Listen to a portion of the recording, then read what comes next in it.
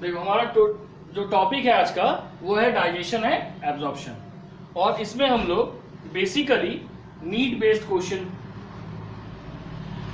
Need based MCQ को solve करेंगे, multiple choice questions को सॉल्व करेंगे। ठीक है, अब ये जो नीड बेस्ड एमसीक्यू है ये क्या है वो समझ लो। सबसे पहले हम इस पे आज 20 क्वेश्चन सॉल्व करेंगे, और 20 क्वेश्चन में ऑप्शन होगा, पहले आप आंसर दीजिएगा, नहीं सकिएगा तो हम बता देंगे। ठीक है, पहला क्वेश्चन जो था, फर्स्ट क्वेश्चन जो नीट में था जो हम लोग आज दिए वो क्या है, विच of the following correctly, which of the following correctly depicts the dental formula, depicts the dental formula of a child। इसमें से कौन सा सही ढंग से शो कर रहा है dental formula of a child. Child का मतलब मिल्क टीथ हो गया यहाँ पे। ठीक है, तो यहाँ पे 4 ऑप्शन है। फर्स्ट ऑप्शन है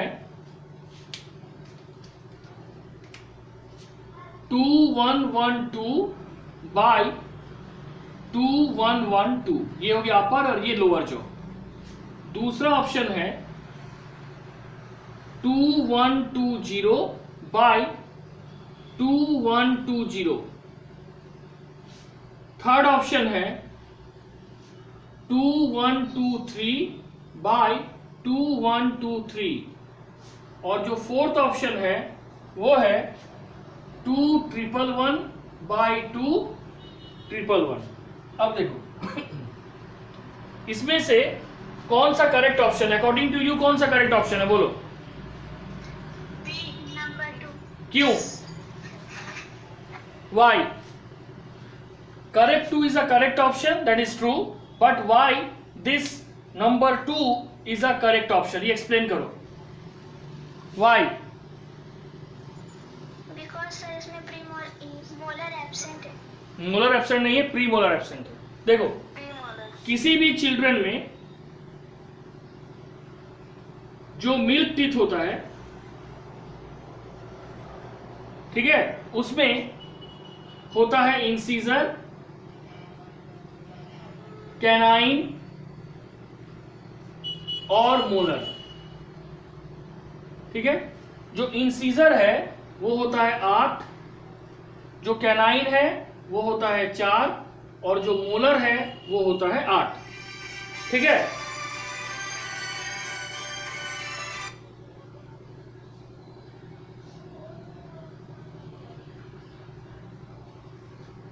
ठीक है,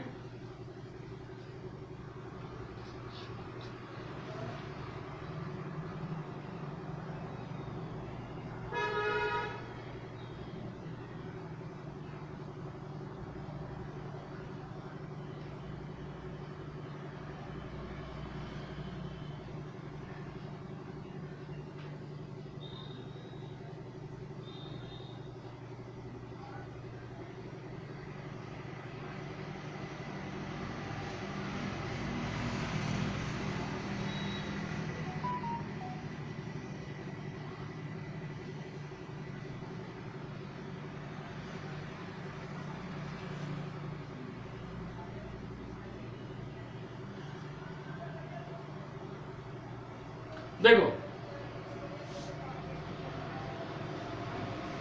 चिल्ड्रेन का मिल्क टीथ होगा, इसमें है इंसीजर, कैनाइन, मोलर। इंसीजर 8 है, कैनाइन 4 है और मोलर 8 है।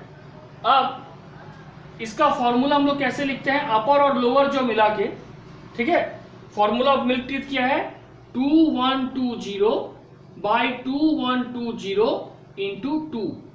जब ये दोनों को मल्टीप्लाई करेंगे 2 से और ऐड करते जाएंगे तो कितना आएगा देख लो, 2 2 जा 4 प्लस 2 1 जा 2 प्लस 2 2 जा 4 प्लस 2 0 जा 0 प्लस 2 2 जा 4 प्लस 2 1 जा 2 प्लस 2 2 जा 4 प्लस 2 0 जा 0। टोटल कितना हुआ? 4 2 6 4 10, 4 2 6 4 10, टोटल हो गया 20 टीथ। ठीक है, तो ये प्रूफ हो गया कि ऑप्शन नंबर 2 जो है वो करेक्ट है, क्योंकि उसमें प्रीमोलर नहीं होता है, इंसीजर 8 होता है अपर और लोअर जो मिला के, कैनाइन 4 और मोलर 8, जबकि जो 0 दिखा रहे हैं that is the absence of premolar. ठीक है, अब आ जाओ सेकेंड ऑप्शन में। क्वेश्चन 2, क्वेश्चन 2 में क्या है? The lining of intestinal wall from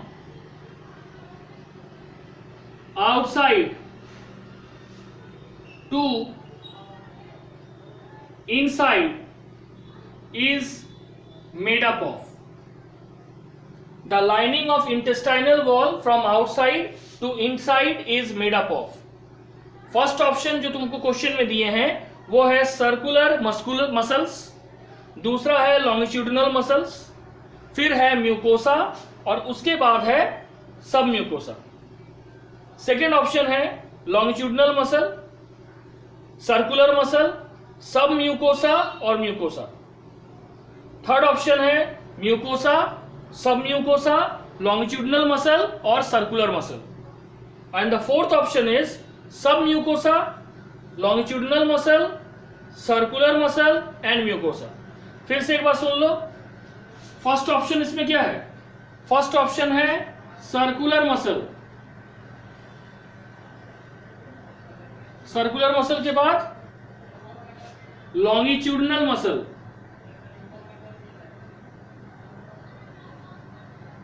longitudinal muscle, तीसरा म्यूकोसा और चौथा सब म्यूकोसा। दूसरा लॉन्गिट्यूडिनल मसल,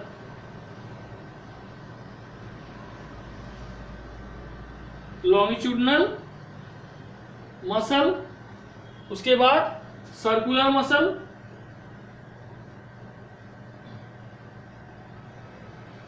सर्कुलर मसल के बाद सब म्यूकोसा और म्यूकोसा। ये दूसरा ऑप्शन है। तीसरा ऑप्शन क्या है? म्यूकोसा, सब म्यूकोसा, ठीक है, सर्कुलर मसल और लॉन्गिट्यूडिनल मसल। ठीक है, और फोर्थ ऑप्शन क्या है? फोर्थ ऑप्शन है म्यूकोसा, ठीक है, फोर्थ ऑप्शन है सब म्यूकोसा, लॉन्गिट्यूडिनल मसल्स,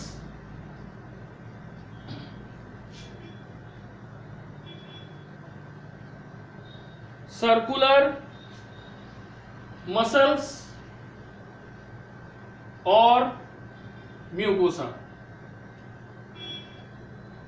अब इसमें से which is the correct option बताओ? बी। क्यों बी? बताओ why? B is the correct action option, that is true, but why B is the correct option?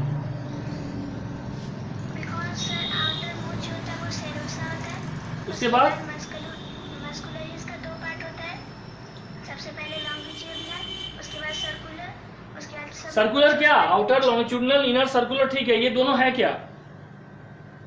ये दोनों मस्कुलर का पार्ट है, ये दोनों मसल फाइबर है। ठीक है, देखो तुम ठीक बोली, सबसे पहले होता है सेरोसा, सेरोसा के बाद होता है क्या? मस्कुलरिस, मस्कुलरिस के बाद होता है सब म्यूकोसा, और सब म्यूकोसा के बाद होता है म्यूकोसा। अब ये जो तुम्हारा मस्कुलरिस है, इसमें क्या होता है कि ये दो चीज से बनता है, मेड अप ऑफ क्या,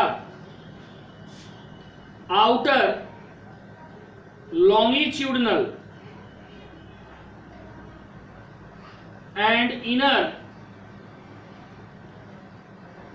सर्कुलर, दोनों ही क्या है, मसल फाइबर। इसलिए ऑप्शन बी है। आउटर सबसे पहले लॉन्गिट्यूडनल आया, सेरोसा यहां लिखा ही नहीं है किसी में, उसके बाद सर्कुलर आया, फिर सब म्यूकोसा आया, और फिर म्यूकोसा आया। इसके कारण ऑप्शन 2 जो है it is the correct answer. अब क्लियर हो गया सभी को?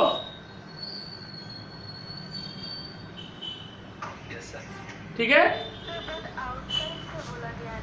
आउटर तो आउटर सेरोसा है ना, मान लो सेरोसा है ही नहीं क्वेश्चन में, तब तुम क्या करेगी? यहाँ क्वेश्चन में तुम्हारा मस्कुलरिस से दिया गया है, तो सबसे आउटर अगर सेरोसा नहीं है तो सबसे आउटर लेयर क्या होगा? मस्कुलरिस। और मस्कुलरिस का आउटर भाग क्या है? लॉन्गिट्यूडनल, और इनर पार्ट क्या है? सर्कुलर। तो हम आउटर से ही ना पकड़ेंगे लॉन्गिट्यूडनल। तो यहाँ पे देखो लॉन्गिट्यूडनल मसल आ गया, सर्कुलर मसल आ गया, सब म्यूकोसा आ गया, और म्यूकोसा आ गया। समझी श्रुति? ठीक है, क्योंकि यहाँ पे देखो सेरोसा कहीं है ही नहीं क्वेश्चन में, तो जब सेरोसा नहीं है तो सबसे आउटर मोस्ट लेयर हम किसको मानेंगे? मस्कुलरिस। क्लियर? अब देखो नेक्स्ट क्वेश्चन।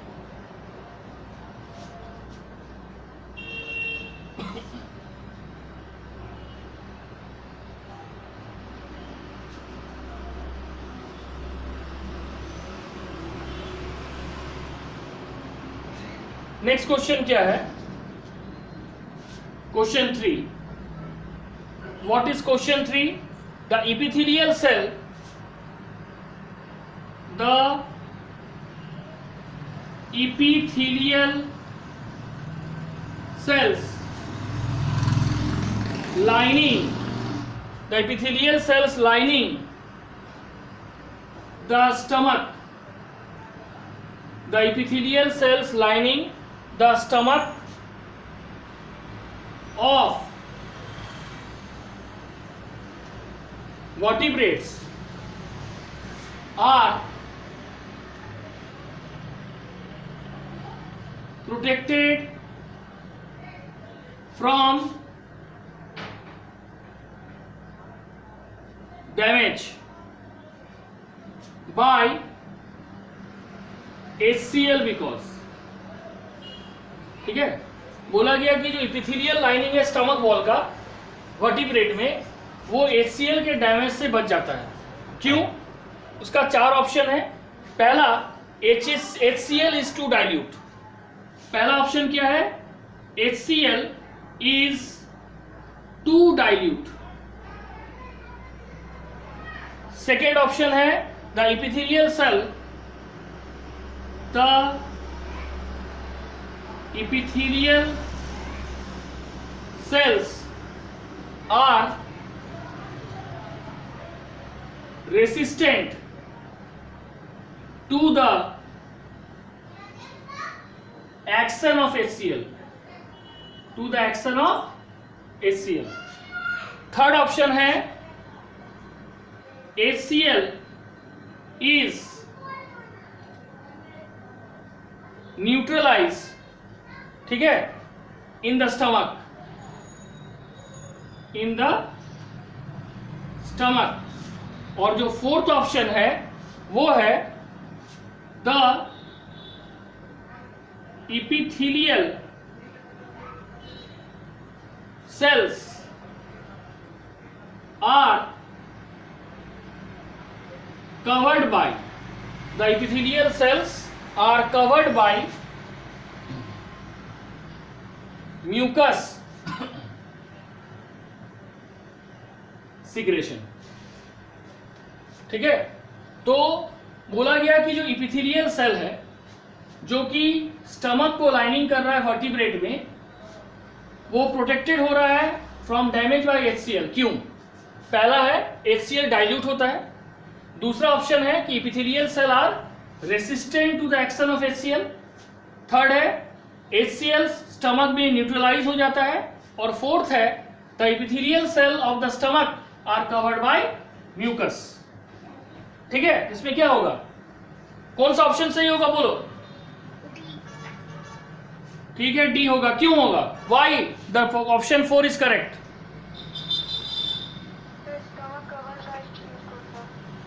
वाई? देखो इसका आंसर कैसे समझना है, पहले समझ लो आंसर। इसका आंसर होगा ऑप्शन 4 सही है, बट इसका एक्सप्लेनेशन कैसे करेगी ये समझ लो।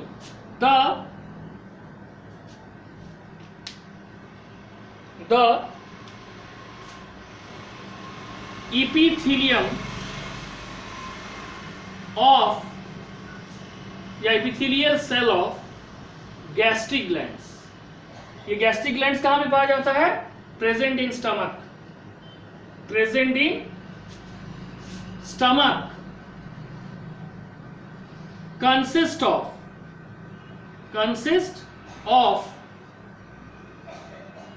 Goblet cells. क्या कंसिस्ट करता है? गोबलेट सेल्स का। ठीक है, दैट सिक्रीट म्यूकस। ये क्या सिक्रीट करता है? That secrete mucus. अब mucus forms a covering, mucus forms a covering on what? Covering on the epithelial lining, on the epithelial lining of the stomach. Mucus forms a covering on the epithelial lining of the stomach, ठीक है, and thus protect it, okay, from the action of HCl। Simply समझ लो कि जो epithelium है gastric glands का, ये stomach में पाया जाता है, जिसमें क्या रहता है? गोबलेट सेल्स, और ये गोबलेट सेल क्या सिक्रीट करता है? म्यूकस। ये म्यूकस जो है कवर करता है इपिथेलियल लाइनिंग किसका? स्टमक का, और इस तरह से ये प्रोटेक्ट करता है from the action of HCl। Okay, अब आ जाओ क्वेश्चन 4 में। ठीक है, क्वेश्चन 4 क्या है समझो। क्वेश्चन 4 हम तुम लोग को दिए हैं, which of the following statement is correct?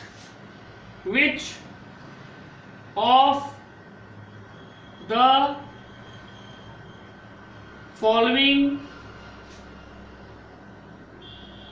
Statement is correct? पहला, Paneth cell secrete pepsinogen. Paneth cells secrete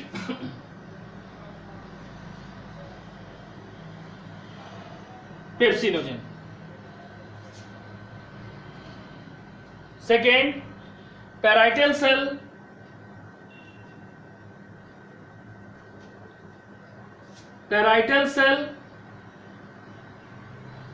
secrete HCl।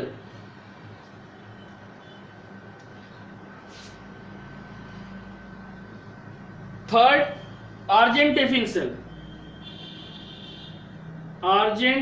cell, ठीक है, secrete mucus, and last, chief cell secrete gastrin। chief cell secrete gastrin. इसमें से कौन सा cell होगा बोलो? Number 2। क्यों बोलो? Why? Parietal cell secrete HCl सही है, चलो, बट कैसे बता रही है, किस बेसिस पे बता रही है बताओ? बोल। Parietal cell is also known as oxyntic cell. वो तो अलग बात है, उसका नाम नहीं पूछ रहे हैं, कहाँ पे पाया जाता है पैराइटल सेल? Gastric gland. ठीक, तो इस ये बोलना है ना, आंसर इसका होगा, आंसर इसका ऑप्शन 2 सही है। अब कैसे है वो देखो, parietal cells of gastric glands, parietal cells of gastric glands secretes HCl, secretes HCl, ठीक है।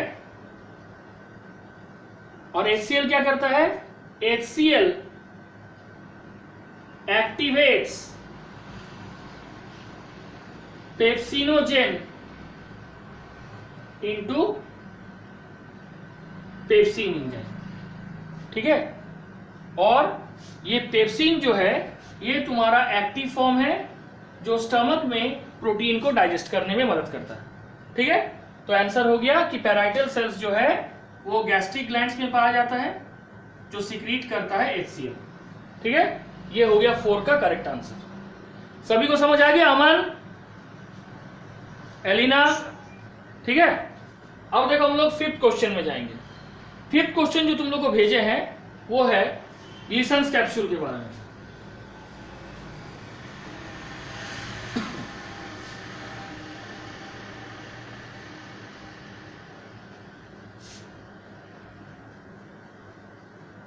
ठीक है, 5th option, 5th question, question 5। 5th question क्या है कि ग्लिसन्स कैप्सूल, ठीक है, Glisson's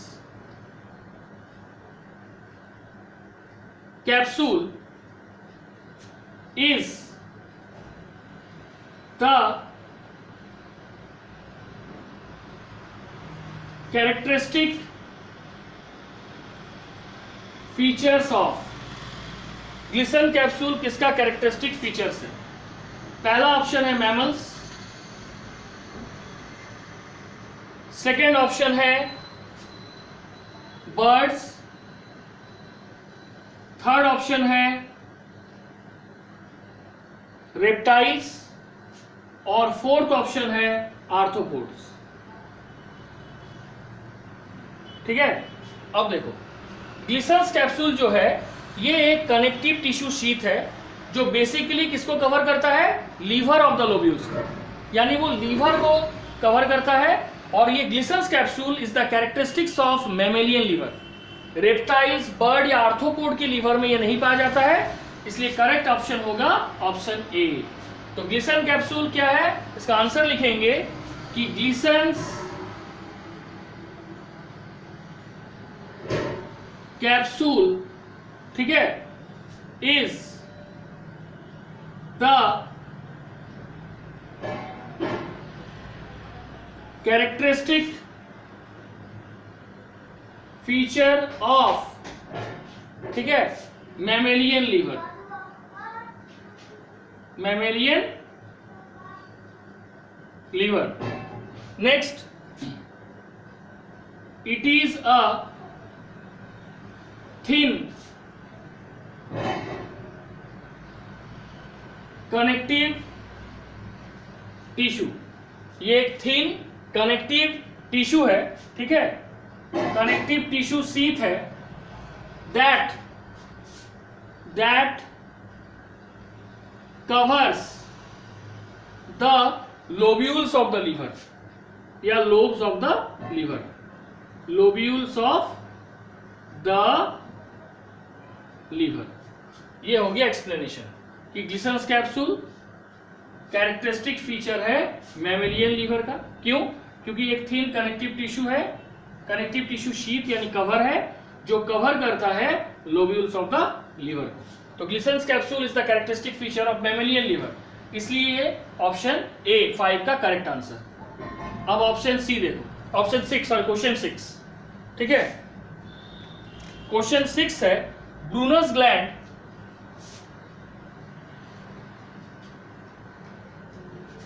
Brunner's gland is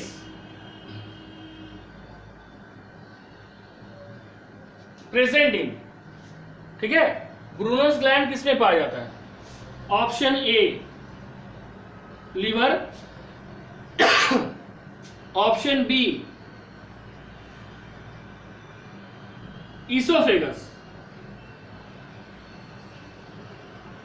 option C डियोडेनम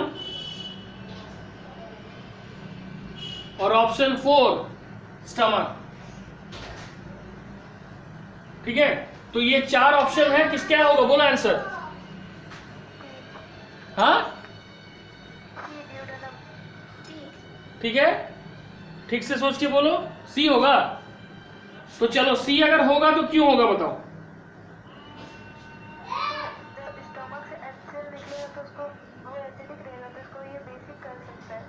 कैसे ब्रूनस ग्लैंड कैसे बेसिक करता है, वही तो पूछ रहे हैं, बोलो। नहीं देखो आंसर हम बता रहे, सुनो, तुम आंसर सही बोली ड्यूडेनम, अब कैसे होगा एक्सप्लेनेशन समझो। सब mucosa of the duodenum, sub mucosa of the duodenum are present. Mucosa, sub mucosa जो है डियोडेनम का, उस लेयर में प्रेजेंट होता है ब्रूनस ग्लैंड। और ये ब्रूनस ग्लैंड क्या रिलीज करता है, ठीक है? इट सिक्रीट्स, ये क्या सिक्रीट करता है? एक तरफ ये सिक्रीट करता है म्यूकस और दूसरे तरफ एल्कलाइन, ठीक है, एल्कलाइन फ्लूइड। तो ये जो फ्लूइड, इसका नेचर एल्कलाइन यानी बेसिक, और HCl का नेचर क्या है? एसिडिक। तो क्या होता है? दैट न्यूट्रलाइज द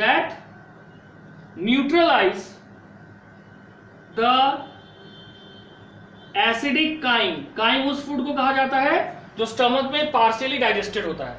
और ड्यूडेनम क्या है? It is the first part of the small intestine. Acidic chyme leaving the stomach, जो स्टमक को छोड़ के कहां आ रहा है? स्मॉल इंटेस्टाइन के फर्स्ट पार्ट ड्यूडेनम में आ रहा है। और क्योंकि ड्यूडेनम के सब म्यूकोसा लेयर में क्या होता है? ब्रूनस ग्लैंड होता है। ये ब्रूनस ग्लैंड क्या रिलीज करता है? एक तरफ म्यूकस और दूसरी तरफ एल्कलाइन फ्लूइड। ये एल्कलाइन फ्लूइड एसिडिक काइम के साथ रिएक्ट करता है और उसको न्यूट्रलाइज करता है, जिससे हमारा स्मॉल इंटेस्टाइन किसी भी तरह के एसिडिक कोरोजन से बच जाता है। क्लियर हो गया? ठीक है। अब देखो क्वेश्चन नंबर 7। क्वेश्चन नंबर 7 क्या है? हाँ, क्वेश्चन नंबर 7 में है कि क्वेश्चन नंबर 7 में है कि टू फ्रेंड्स। कौन? जो फ्लूइड वो रिलीज करता है उसका पीएच होता है 7.6 के आसपास, तो एल्कलाइन हो गया। समझ गए? ये फ्लूइड रिलीज करता है ड्यूडेनम का सब म्यूकोसा लेयर। अब देखो क्वेश्चन है, सिंपल समझ लो। ये two friends are eating together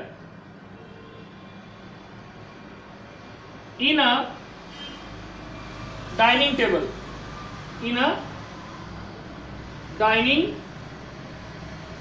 table,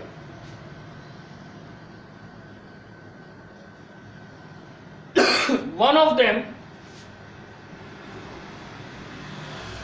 suddenly starts coughing। उसमें से एक अचानक कफिंग करने लगा, ठीक है, while swallowing some food,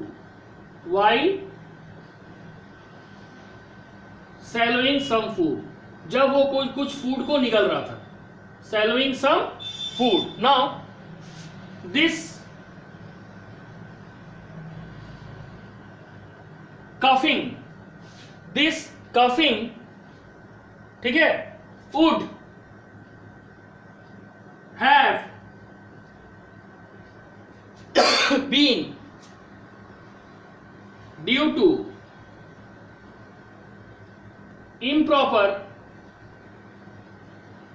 movement of, due to improper movement of, पहला ऑप्शन है epiglottis, दूसरा ऑप्शन है डायफ्राम, ओके, तीसरा ऑप्शन है neck, and the fourth option is tongue. ठीक है, इसमें से कौन सा सही ऑप्शन होगा बोलो? एपिग्लॉटिस। वाई? फेरिंग्स जो है वो विंड पाइप और ओसोफेगस दोनों का कॉमन पैसेज है, और जहाँ पर एसोफेगस और ट्रैकिया का जंक्शन होता है वहाँ पे एपिग्लॉटिस पाया जाता है, जो कि ट्रैकिया के विंड पाइप को। ठीक है, ठीक है, देखो, लेकिन अगर ये क्वेश्चन थोड़ा घुमा के दे जाएगा तो तुम्हारा ये आंसर में तुम फंस जाएगी। कैसे? देखो, इसका आंसर सिंपल है कि सबसे पहले जो कफिंग होता है उसका मूल कारण है due to improper movement of oesophagus. तुम लोग हम पढ़ाए थे कि जो फेरिंग्स है that is a common pipe और common passage for food and air, वो 3 पार्ट में डिवाइडेड है, नेसोफेरिंग्स, ओरोफेरिंग्स और लैरिंजोफेरिंग्स। तो हमेशा याद रखना कि जो लैरिंजोफेरिंग्स है, लैरिंजोफेरिंग्स है, ठीक है, ये पोजेस करता है एक एपर्चर जिसको कहा जाता है ग्लॉटिस। इसके एपर्चर को क्या कहा जाता है? ग्लॉटिस। और ये ग्लॉटिस जो है लीड्स इनटू ट्रैकिया। ठीक है, एकदम डिटेल समझ लो, ये ग्लॉटिस ट्रैकिया में इंटर करता है। अब जब हम ड्यूरिंग सैलोइंग, जब हम किसी खाने को निगलते हैं, glottis is closed by, glottis को कौन ढकता है? जो तुम बोली, leaf like cartilage, leaf like cartilage. और इस लीफ लाइक कार्टिलेज को क्या कहा गया?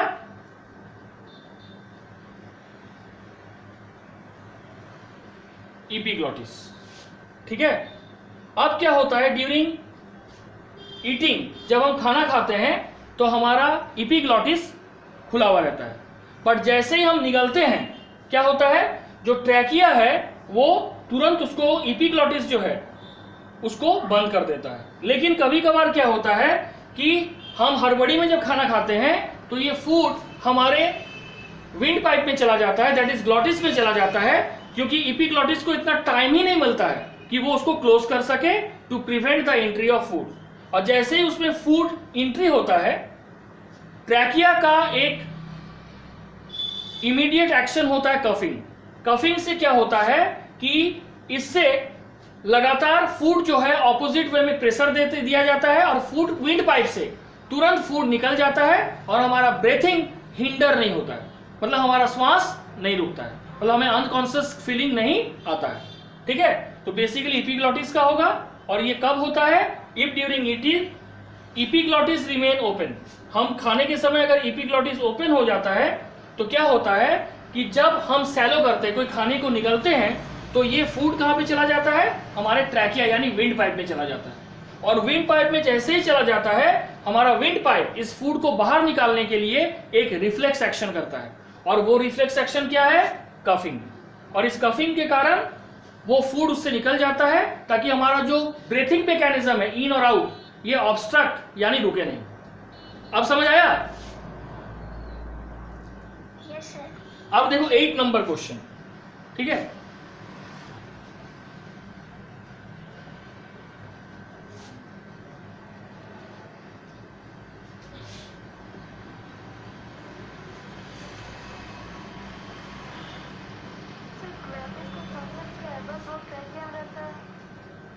क्या बोल रही है? बोलो। नहीं दे रहा है। ग्लॉटिस का क्या फंक्शन है? ग्लॉटिस जो है ये ट्रैकिया में एक एपर्चर है जो ग्लॉटिस के माउथ को बनाता है और उसके ऊपर एपिग्लॉटिस ढके हुआ रहता है क्योंकि it is a cartilage leaf like aperture which is arising from the glottis. समझ आया? अब देखो क्वेश्चन नंबर 8 क्या है। क्वेश्चन नंबर 8 है विच of the following statement is incorrect about pancreas। Pancreas के बारे में कौन सा स्टेटमेंट गलत है? 4 स्टेटमेंट है। पहला, it is a compound gland and it has both exocrine and endocrine part. ये ऑप्शन सही है। पैनक्रियास को ड्यूअल ग्लैंड कहा जाता है क्योंकि ये एक्सोक्राइन और इंडोक्राइन दोनों फंक्शन करता है, इसलिए ऑप्शन ए नहीं होगा। Option B, exocrine part secrete alkaline pancreatic juice having enzyme. ये भी सही है। एक्सोक्राइन पार्ट से जो पैनक्रियाटिक जूस रिलीज होता है वही डाइजेशन ऑफ फूड में स्मॉल इंटेस्टाइन में पार्ट लेता है और उसका पीएच जो होता है वो मोर देन 7 होता है, तो अल्कलाइन हो गया। थर्ड है, exocrine part secrete hormone like insulin and glucagon. ठीक है, जो एक्सोक्राइन पार्ट है वो हार्मोन सिक्रीट करता है जैसे कि इंसुलिन एंड ग्लूकागॉन। और लास्ट पार्ट है it is surrounded by glycerol. देखो एक्सोक्राइन नहीं, थर्ड ऑप्शन हो जाएगा endocrine part secrete hormone like insulin and glucagon, तो सही है। Alpha cells of the endocrine part क्या रिलीज करता है? ग्लूकागॉन हार्मोन, और बीटा सेल रिलीज करता है इंसुलिन हार्मोन। लेकिन लास्ट जो है it is surrounded by Glisson's capsule, ये गलत है। Option D, it is surrounded by Glisson's capsule because Gleason's capsule is a connective tissue sheath which is found in liver। और यहां पे हम किसके बारे में कर रहे हैं? पैनक्रियास। तो Gleason capsule is never found in pancreas, so option D is 100% incorrect option। now question number 9 में आओ। 9 क्या है? the common bile duct, the common bile duct in human, the common bile duct in human is formed by the joining of। बोलो क्या होगा? हम 4 option बता रहे हैं। पहला pancreatic duct and bile duct. पहला है pancreatic duct and bile duct. The second option is cystic duct and hepatic duct. Third option is cystic duct and pancreatic duct. And the fourth option is, ठीक है, hepatic duct and pancreatic duct। क्या होगा बोलो? देखो इसका 4 option है। पहला है pancreatic duct and bile duct, दूसरा option cystic duct and hepatic duct, third option cystic duct and pancreatic duct, and fourth option hepatic duct and pancreatic duct. Option होगा बी जो ये बोली, पर कैसे अभी हम पूछेंगे। वो है cystic duct and hepatic duct. This is the correct option, but कैसे बताओ? बोलो कैसे?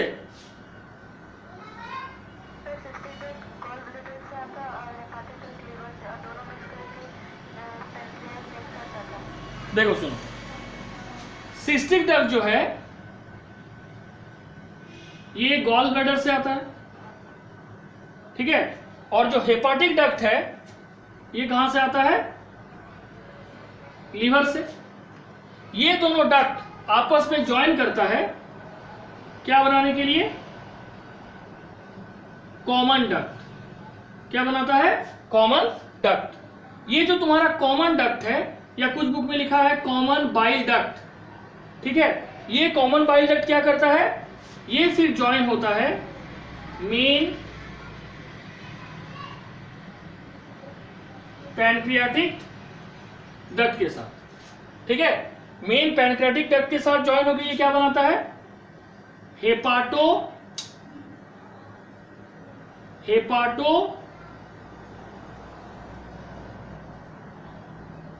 Pancreatic ampulla. और जो हेपाटो पैनक्रियाटिक एम्प्यूला है ये कहां पे ज्वाइन होता है? Joins into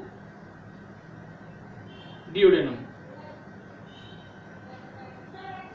joins into डियोडेनम।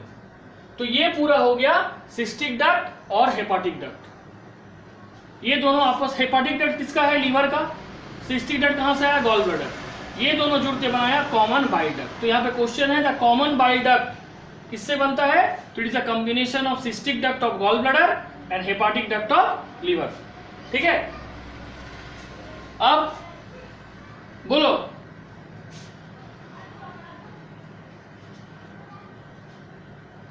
ठीक है, सबको समझ आ गया? Question 9 yes sir. सभी से पूछ रहे हैं, खाली सिमरन बोल रही है।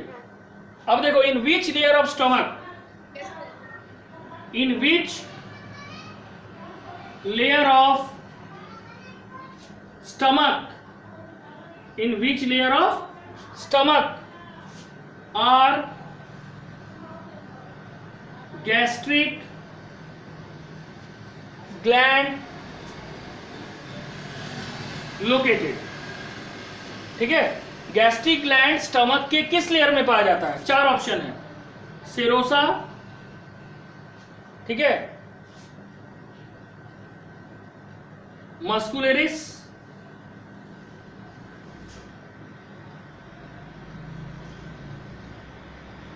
सबम्यूकोसा और म्यूकोसा। बोलो, गैस्ट्रिक ग्लैंड स्टमक के किस लेयर में पाया जाता है? बोलो, आउटर टू इनर हम लिख दिए, थोड़ा क्वेश्चन का ऑप्शन को चेंज कर दिए। सेरोसा, मस्कुलरिस, सबम्यूकोसा, म्यूकोसा किस में पाया जाएगा? म्यूकोसा के किस लेयर में? म्यूकोसा के किस पार्ट में? कोई पार्ट तो होगा म्यूकोसा का, आंसर लिखना है। म्यूकोसा होगा, सही है। म्यूकोसा में पाया जाएगा in the epithelial cell of the mucosa, या इपिथेलियल लेयर ऑफ म्यूकोसा, ठीक है, में तुम्हारा पाया जाता है। ठीक है, तो म्यूकोसा के इपिथेलियल लेयर में पाया जाता है। क्या पाया जाता है? Gastric glands. और यही गैस्ट्रिक ग्लैंड से HCl, म्यूकस और पेप्सिनोजन हार्मोन का रिलीज होता है। ये हो गया क्वेश्चन नंबर 10 का आंसर। अब आ जाओ क्वेश्चन नंबर 11। क्वेश्चन नंबर 11 क्या है? देखो,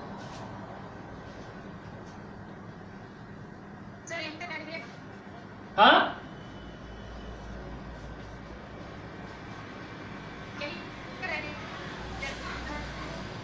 क्या बोल रहे? आवाज ही नहीं आ रहा है। देखो, क्वेश्चन नंबर 11 क्या है? सर नेट खत्म हो गया है। नेट खत्म हो गया? देखो कब तक चला सकते, फिर वॉइस सुनो, वीडियो छोड़ दो और अपने क्वेश्चन को देखो। Crypts of Lieberkuhn, crypts of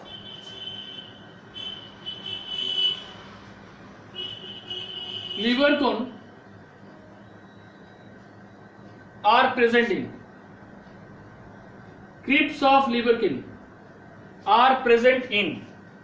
ठीक है, किसमें पाया जाता है क्रिप्स ऑफ लिबरकिन? पहला ऑप्शन है पैनक्रियास, ठीक है, एंड सिक्रीट पैनक्रियाटिक जूस। दूसरा है option small intestine and secrete digestive enzyme. और तीसरा है stomach and secrete dilute HCl। And the fourth option is stomach and secrete dilute HCl। ठीक है, तो कौन सा ऑप्शन सही होगा? बोलो। देखो, इसमें होगा ऑप्शन बी। ऑप्शन बी क्या है? स्मॉल इंटेस्टाइन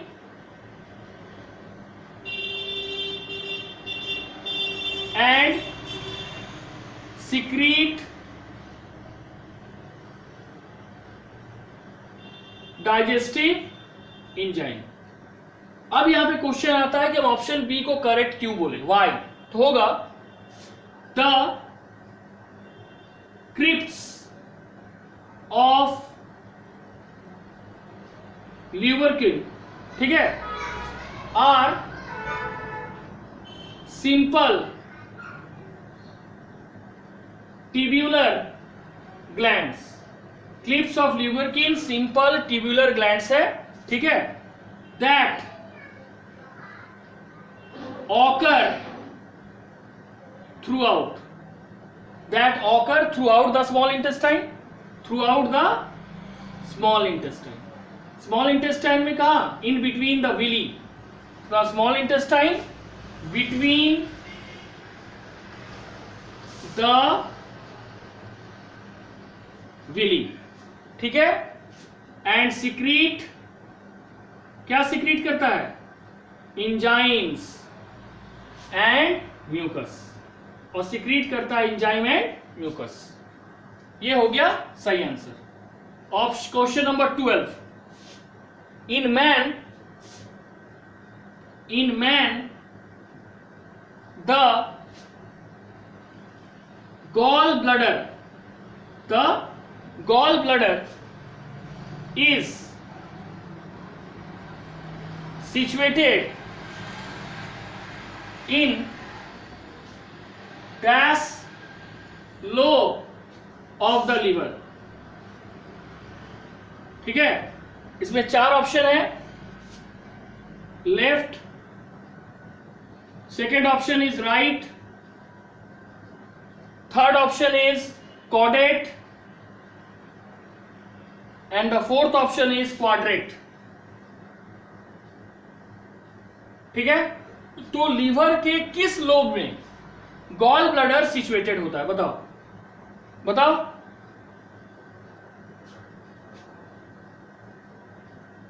क्वाड्रेट नहीं, आंसर होगा राइट। सुनो ध्यान से, आंसर क्या है? आंसर का एक्सप्लेनेशन को हम EX से लिख रहे हैं, EXP। एक्सप्लेनेशन में होगा गॉल ब्लडर क्या है? पहले जान लो गॉल ब्लडर है क्या। Gall bladder is a pear shaped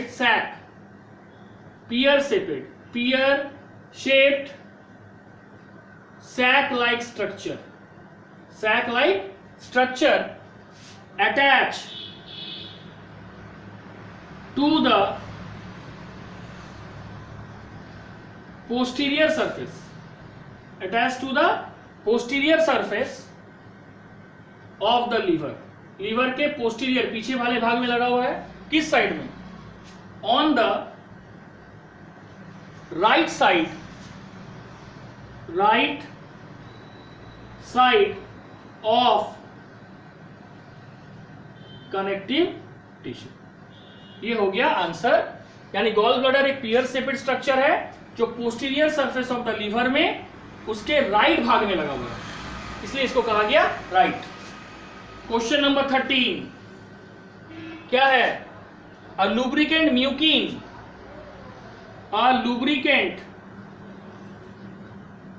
ये सलाइवा में पाया जाता है, ठीक है। A lubricant mucin in saliva is made up of, मतलब तुमसे सीधा पूछा जा रहा है कि जो म्यूकिन सलाइवा में पाया जाता है उसका केमिकल कंपोजिशन क्या है। पहला ऑप्शन है poly unsaturated fat, second option actin and myosin, third option glycoprotein, fourth option phospholipid. कौन सा आंसर होगा बोलो? ग्लाइकोप्रोटीन होगा, ठीक है। देखो क्यों? पॉली अनसैचुरेटेड फैटी आइटम्स में पाया जाता है। एक्टिन मायोसिन प्रोटीन है हमारे मसल फाइबर का जिससे मसल कॉन्ट्रैक्शन होता है, और जो फॉस्फोलिपिड है this is mainly found in cell membrane, ठीक है। अब नेक्स्ट क्वेश्चन देखो क्या है। क्वेश्चन नंबर 14 है विच ऑफ द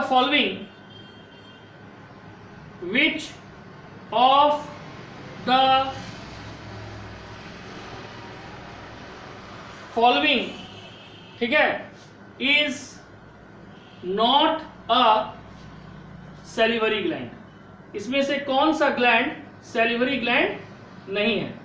तुम्हारे पास 4 ऑप्शन है। First option is sublingual, second option is सब maxillary, third option is lacrimal and the fourth option is parotid. बोलो श्रुति, कौन सा ऑप्शन होगा इसमें से जो सैलिवरी ग्लैंड नहीं है? सर लैक्रिमल होगा। लैक्रिमल होगा ना? ठीक है, मान लेते हैं लैक्रिमल होगा। क्यों?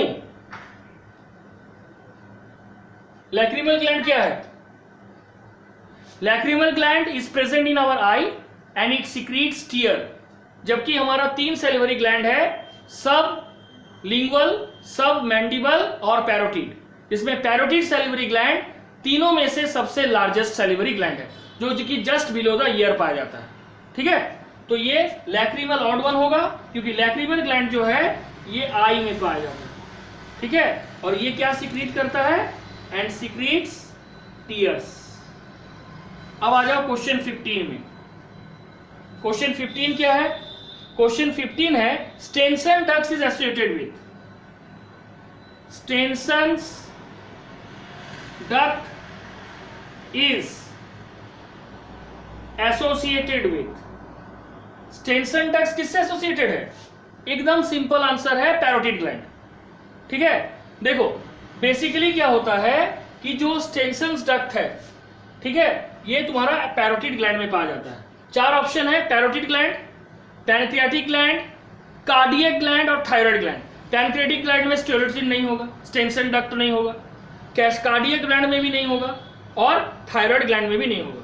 तो ऑप्शन क्वेश्चन 15 का ऑप्शन ए सही आंसर है, दैट इज पैरोटिड ग्लैंड। और अभी हम बताए थे कि parotid gland is the largest salivary gland, ठीक है, which is found just below and in front of tears. यहां पे पाया जाता है। ठीक है, और ये कहां पाया जाता है? इसमें जो स्टेनसन डक्ट है ये it is found just opposite upper second molar teeth. It is found just opposite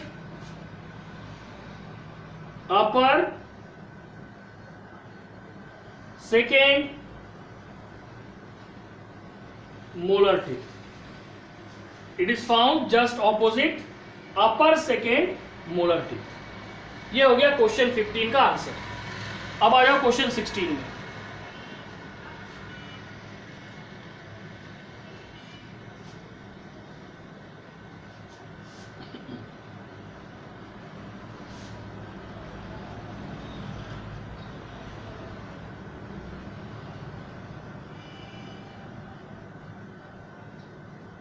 Question 16.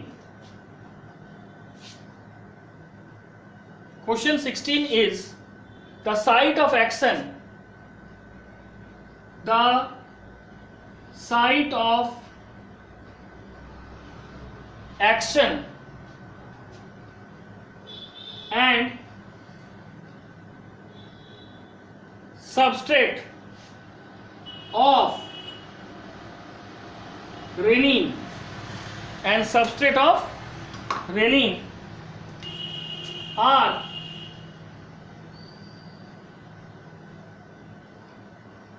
respectively। Site of action और रेनिन का सबस्ट्रेट क्या है? ठीक है, इसमें साइट ऑफ एक्शन और रेनिन का सबस्ट्रेट क्या है? पहला ऑप्शन है mouth and starch, second option है small intestine and protein, third option है stomach and casein and fourth option है स्टमक एंड फैट। क्या ऑप्शन होगा बोलो? First option mouth starch. हाँ, क्यों होगा बताओ? ऑप्शन तुम बोली C, that is stomach is the site of action, और सबस्ट्रेट क्या बोली? कैजीन, जिसके ऊपर रेनिन काम करेगा। क्यों बोली? डिस्क्राइब करो।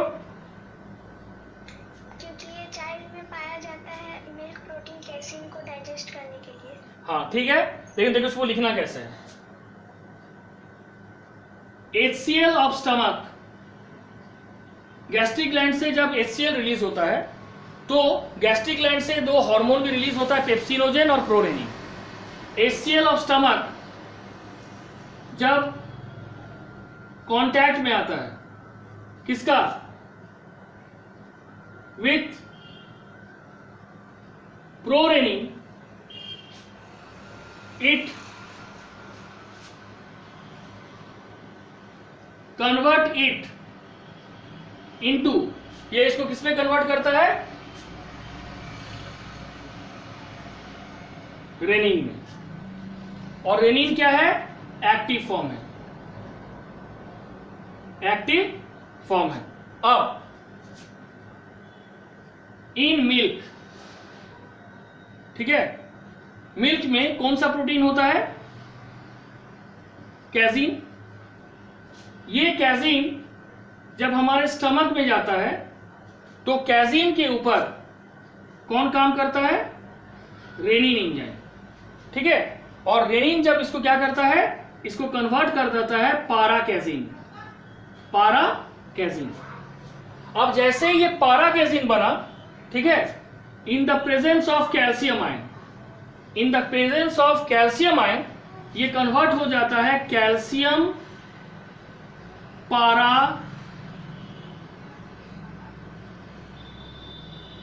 कैजिनेट में। और जैसे ही कैल्शियम पारा कैजिनेट में कन्वर्ट हो जाता है, रिजल्ट क्या होता है, ultimately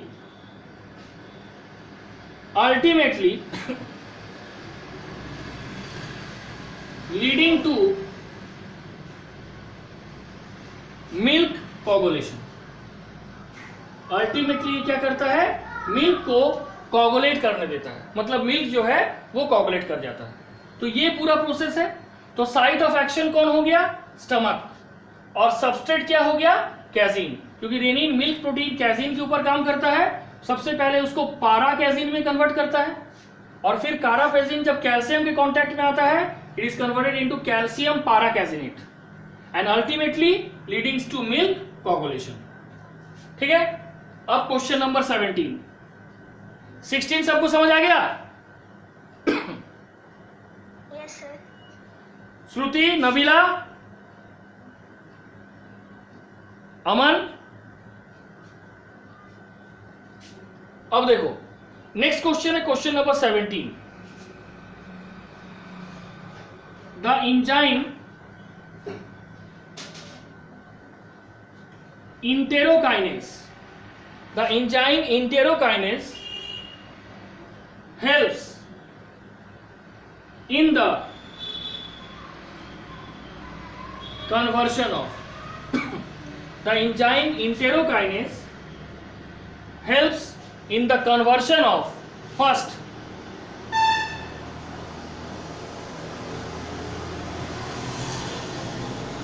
carcinogen into casein,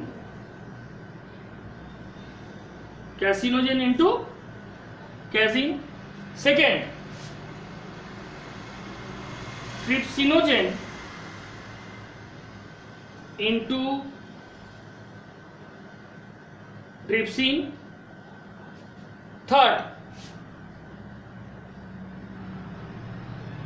pepsinogen into pepsin, and fourth protein into polypeptides. आपके पास 4 ऑप्शंस है कि enzyme enterokinase helps in the conversion of, answer is option B, that is trypsinogen into trypsin. देखो क्या होता है, ये जो ट्रिप्सिनोजेन इंटेरोकाइनेज जो है, सॉरी जो इंटेरोकाइनेज है, इंटेरोकाइनेज AAC लग गया मतलब एंजाइम है। इंटेरोकाइनेज एक एंजाइम है जो कि प्रेजेंट होता है, present in intestinal juice, present in intestinal juice. और इंटेस्टाइनल जूस में ये क्या करता है,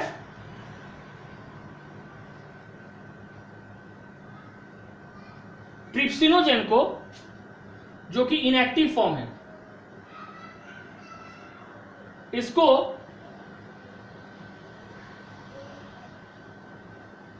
इंटेरोकाइनेज किस में कन्वर्ट करता है, ट्रिप्सिन में। ट्रिप्सिन क्या है? Active form. ठीक है, अब ये ट्रिप्सिन जो है पेप्सिन की तरह ये क्या है? ये एक्सॉन प्रोटीन, यानी पेप्सिन ट्रिप्सिन दोनों ही प्रोटियोलाइटिक एंजाइम है। Proteolytic enzyme means it helps in digestion of protein. Okay, समझ आया? यस। अब देखो next question number 18।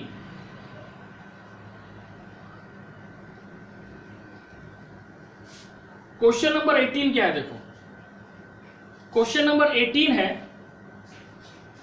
which one of the following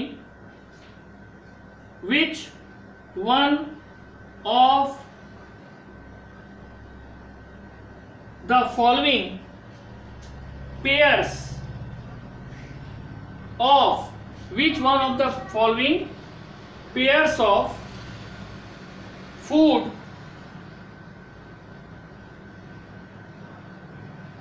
component in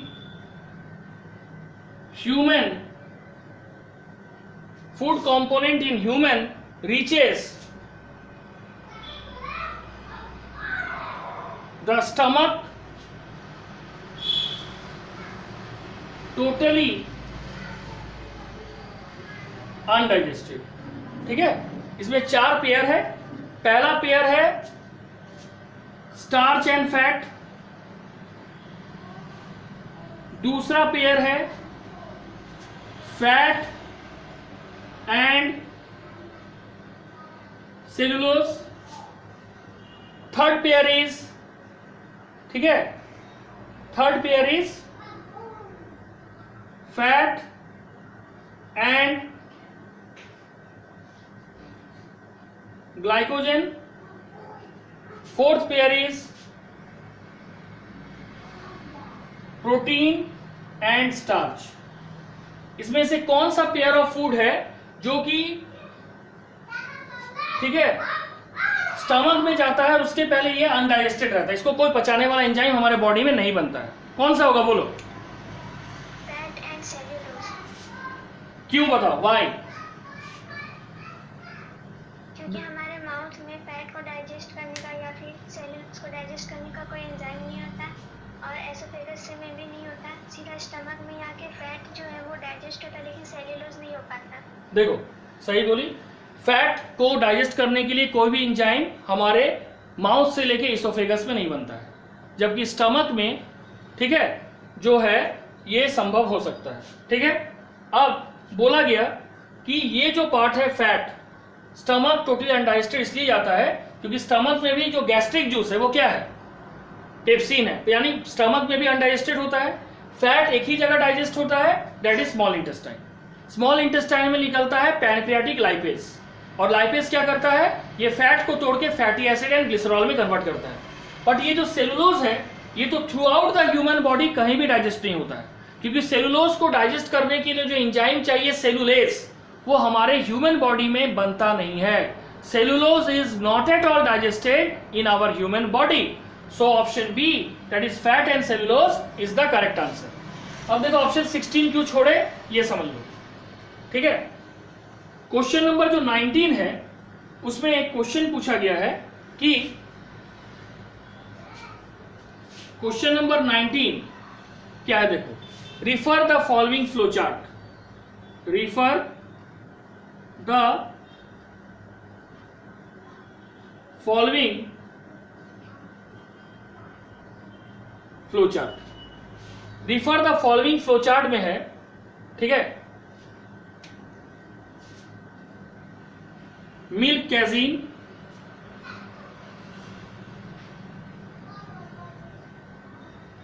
Y, पारा कैजीन, Z, calcium para कैजिनेट, calcium para कैजिनेट। ठीक है, यानी मिल्क कोगुलेट कर गया, तो इसमें वाई और जेड क्या है? तुम्हारे पास पहला ऑप्शन है renin and calcium, first option है renin and calcium, second option है calcium and renin. Third option है renin, hydrochloric acid and calcium. और फोर्थ ऑप्शन है रेनिन ओनली। तो देखो आंसर होगा ऑप्शन ए। हम लोग यहां पे भी जस्ट पढ़े, कैसीन को पारा कैसीन में कौन कन्वर्ट करता है? रेनिन, यानी वाई में कौन होगा? रेनिन। और पारा कैसीन को कैल्शियम पारा कैसिनेट में कब होता है? जब पारा कैसीन कैल्शियम के कांटेक्ट में आता है। तो आंसर होगा option A, that is rennin and casein. ये हो गया क्वेश्चन 19 का option A is the correct answer. अब आज का last question, today's last question is, okay, today's last question is question 20. Which of the following match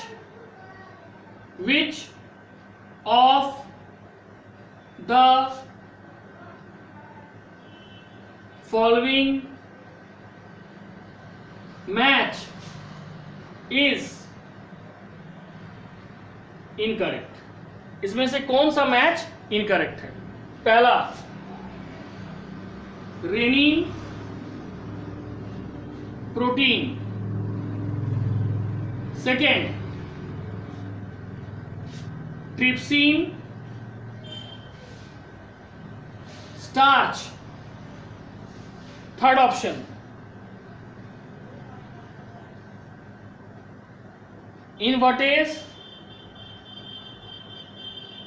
sucrose, fourth option amylase और lactase. इसमें से कौन सा जो है मैच इनकरेक्ट है? Sorry, match is correct. बोलो कौन सा होगा? C invertase. क्यों बताओ?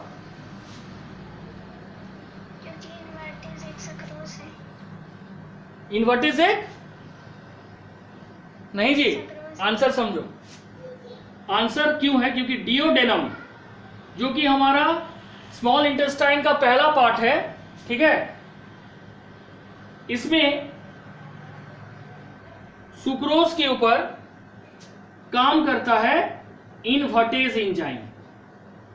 और इन्वर्टेज एंजाइम क्या करता है? सुक्रोज को ब्रेक डाउन करता है in the form of glucose plus fructose, ठीक है। So invertase is the enzyme which digest sucrose, that is it break down sucrose into glucose and fructose, ठीक है। ये इंटेस्टाइनल जूस में इन्वर्टेज एंजाइम होता है, जो हमारे ड्यूडेनम यानी first part of the small intestine में सुक्रोज को ग्लूकोज और फ्रुक्टोज में तोड़ता है। लैक्टेज को कभी एमाइलेज नहीं तोड़ पाएगा, ठीक है। लैक्टोज किसको तोड़ेगा? ये भी एंजाइम, ये भी एंजाइम। कभी एंजाइम को तोड़ता है? सुनी है? नहीं होगा। ट्रिप्सिन स्टार्च, ट्रिप्सिन तो प्रोटीन डाइजेस्टिंग एंजाइम है, तो स्टार्च को कैसे तोड़ेगा? ठीक है, तो ये हो गया तुम्हारा option C is the correct answer, because invertase convert sucrose into glucose plus fructose, ठीक है। और रेनिन में यहां पे ऑप्शन होगा फैट, तो रेटिन तो प्रोटीन डाइजेस्टिंग एंजाइम है, तो ये फैट को कैसे तोड़ेगा? तो option C that is invertase is the correct answer. Clear हो गया क्वेश्चन 20 तक? Yes sir. ठीक है, तो that's all for today. Thank you.